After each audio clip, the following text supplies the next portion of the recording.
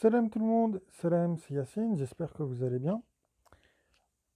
Alors, dans cette vidéo, je vais vous parler d'un concept que tout le monde connaît et sur lequel j'aimerais qu'on réfléchisse un peu. Alors, vous savez que souvent, quand on parle religion à la télé, on parle des trois religions dites abrahamiques. Donc, je répète, on parle des trois religions dites abrahamiques. Une catégorie en fait. On a pris le judaïsme, le christianisme et l'islam. Pouf, on les a mis là-dedans, catégorie religion abrahamique. Alors j'aimerais que nous réfléchissions ensemble à cela. Religion abrahamique. Donc vous allez voir la définition dite officielle sur Internet. Je crois vous allez voir qu'on va vous dire, il me semble, que c'est les trois religions qui reconnaissent Abraham. Ok. Mais je pense pas qu'en fait c'est la définition. Mais je crois pas que c'est la définition d'origine en fait. Je pense pas. Comment vous dire ça? En fait, ils ont pris Abraham, je pense, et voilà, ils ont dit voilà, c'est lui le père ou le fondateur du judaïsme, du christianisme et de l'islam en gros. C'est comme ça qu'ils vous vendent leur définition quand vous la lisez. Non, je suis désolé, Abraham, il est ni le fondateur du judaïsme, ni le fondateur du christianisme. Non, non, il n'est ni le fondateur du judaïsme, ni le fondateur du christianisme. Et encore moins le fondateur de l'islam tel qu'il est pratiqué aujourd'hui. Encore moins. Alors, Abraham, j'en ai déjà parlé peut-être une centaine de fois depuis que je parle religion sur Internet. Abraham, c'était quelqu'un qui se posait des questions et qui arrivait à une conclusion. C'était un chercheur, on va dire ça comme ça. C'est quelqu'un qui avait un cerveau, qui l'utilisait, Abraham. Ça n'a rien à voir avec les trois religions qu'on a aujourd'hui. Dans le judaïsme, dans le christianisme et dans l'islam, le cerveau, il est éteint. Donc déjà, ça n'a rien à voir avec Abraham. Dès le début. Ça n'a rien à voir avec Abraham. Dès le début. C'est pas parce qu'on vous parle d'Abraham dans ces trois religions que Abraham aurait cautionné ces trois religions. Je crois pas. Je crois pas.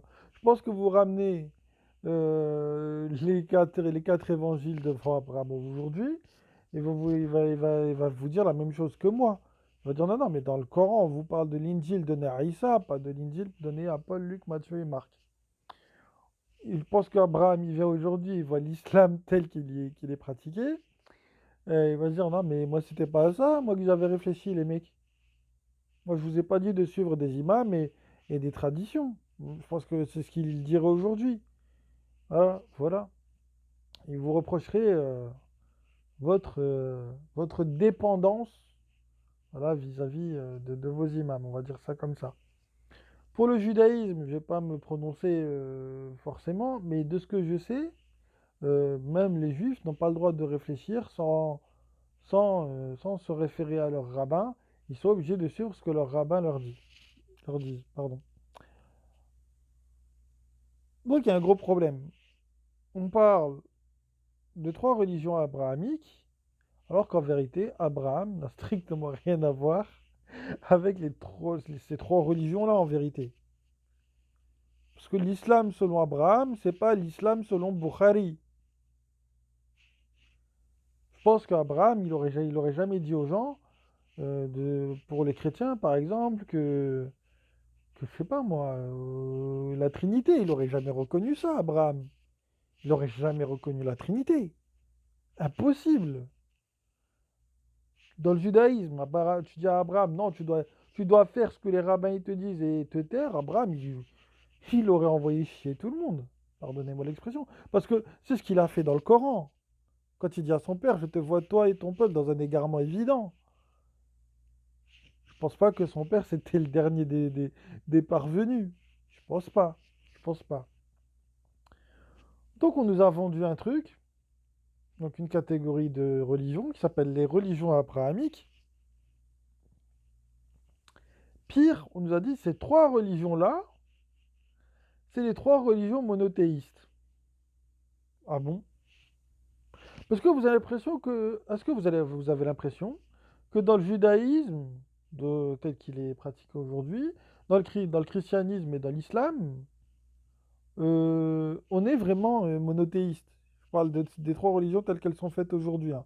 Je ne parle pas de l'islam, du véritable islam qui est dans le Coran et que nous étudions, enfin en tout cas que les gens comme moi étudient, en disant en se référant qu'à la révélation et en pensant qu'à Dieu. Non, c'est trois religions aujourd'hui, judaïsme, christianisme, islam, c'est absolument pas monothéiste. Ils ne sont pas focalisés sur Dieu. Bah, regardez le nombre de sectes qu'il y a dans chacune des trois soi-disant religions. Regardez, chez les juifs, il y en a. Voilà. En plus de ça, eux, ils ont racialisé leur délire, parce que tout doit passer par la mer. Ok. En plus, je suis désolé, hein, moi, il n'y a rien dans le Coran qui me dit de suivre un mec qui s'appelle Judas. Parce que oui, le judaïsme, voilà, ce sont les partisans de Judas, il me semble. Donc, il y a rien dans le Coran qui me paraît. Il n'y a aucun mec dans le Coran qui s'appelle Judas. Donc, bref. Je rappelle que le Coran est censé prévaloir sur les anciennes révélations. Bref, bien. Dans le Coran, il n'y a rien non plus pour le christianisme qui me dit de suivre un mec qui s'auto-proclamerait représentant de Dieu sur terre, c'est-à-dire le pape, et en suivant des écrits écrits par des humains et suivre des décisions humaines. Parce que je rappelle que, notamment pour la Trinité, il me semble que c'est un empereur, je ne sais plus lequel, je crois que c'est Constantin, je crois, l'empereur Constantin, un truc comme ça, qui, voilà, pour essayer de réconcilier un peu tout le monde, il a émis l'idée de Trinité qui a été acceptée. Voilà, bref, donc voilà, donc même là, il y a un délire. Après, vous avez toutes les sectes, vous savez, dans le christianisme. Après, vous avez l'islam avec les sunnites, les chiites, voilà, et toutes leurs sectes, etc. Donc, je pense pas que Abraham lui aurait validé tout ça. Bien. Pire, le Coran nous dit que il n'a pas envoyé les prophètes pour qu'ils soient adorés, il me semble. Voilà. Donc, il y a, alors que c'est ce qu'on fait dans ces fameuses religions abrahamiques. C'est ce qu'on fait. Les juifs, ils sont en adoration devant leur prophète. Les chrétiens, bon, devant Jésus, ils en peuvent plus. Et les musulmans, Mohamed par-ci, Mohamed par-là, Mohamed 5 fois par jour. Voilà. Faut dire la vérité. Donc, comme quoi, vous voyez, on vous fabrique des, j'allais presque dire des idoles, mais ouais, parce que c'est des idoles idéologiques au final. Idéologiquement, ce sont des idoles. Parce que en gros, pour moi, les idoles, c'est pas que des statues ou quoi, c'est aussi des carcans intellectuels desquels vous ne pouvez pas sortir. C'est aussi ça des idoles. C'est aussi ça des idoles. Le fait de ne pas, par exemple, vous savez qu'une idée elle est fausse, le fait de ne pas vouloir revenir dessus, ça devient une idole. Votre idée devient une idole. Voilà. Pour moi, les idoles, c'est aussi donc des carcans intellectuels.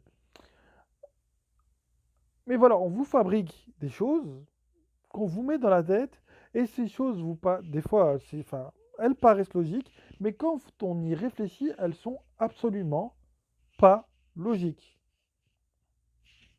Religion abrahamique. Comme si Abraham, il allait avoir trois religions.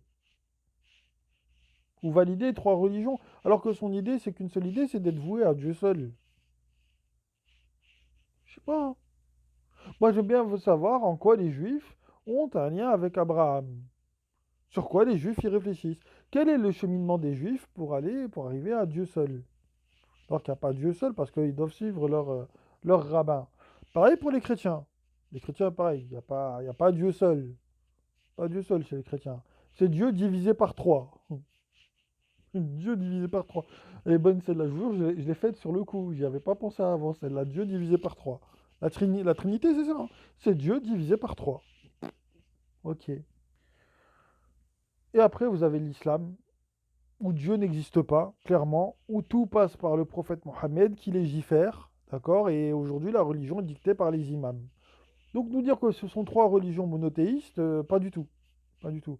Parce que le monothéisme, c'est Dieu et rien d'autre. Comme je l'ai dit, je crois, c'était quand? C'était, je crois, il y a une semaine sur Discord, à un moment, j'ai dit, en fait, si on est vraiment musulman, c'est-à-dire, voilà, éveillé à Dieu seul, on est un déiste amélioré. On est un déiste amélioré, normalement. Parce que tu sais que tu ne dois pas adorer des hommes, que les hommes ne sont que des outils de Dieu pour te transmettre le message, d'accord? Que ce que tu dois comprendre, c'est le fond du message, et c'est le fond du message qui doit être la base de ta réflexion. Voilà. Et le résultat, quel que soit le résultat, c'est arriver à Dieu seul. C'est comme en maths, si tu vas arriver au résultat 5, tu peux faire 4 plus 1 égale 5, tu peux faire 3 plus 2, etc., etc., etc. Et tu vas faire plein de calculs qui vont arriver à 5. C'est ça en fait la pensée monothéiste. C'est que tu dois réfléchir, voilà, ta manière de réfléchir, elle doit toujours t'amener à être voué à Dieu seul, et que Dieu, pas Dieu plus quelque chose. Et dans les religions soi-disant monothéistes, c'est toujours Dieu plus quelque chose. Non, c'est pas ce à quoi le Coran il appelle. Le Coran il appelle à Dieu seul. Point. Il n'y a pas Dieu plus quelque chose. Il n'y a pas. Certes, on vous dit de croire en Dieu, en ses malaïkas, en ses nabis, en ses kitabs, etc. Certes, ça c'est de l'ordre de la croyance. Mais ce qu'il faut garder à l'esprit, c'est Dieu seul, être voué qu'à Dieu seul. C'est tout. Il n'y a personne qui a un commandement supérieur au sien. D'accord? Il n'y a personne qui légifère au nom de Dieu non plus. Voilà, tout simplement. Donc voilà, donc sur ce, moi j'ai fini. Donc voilà, dites-moi ce que vous en pensez, parce que voilà, moi c'est une réflexion voilà, que je me suis faite. Voilà. Donc sur ce, bah, moi je passe au salam et je vous dis à une prochaine. Salam.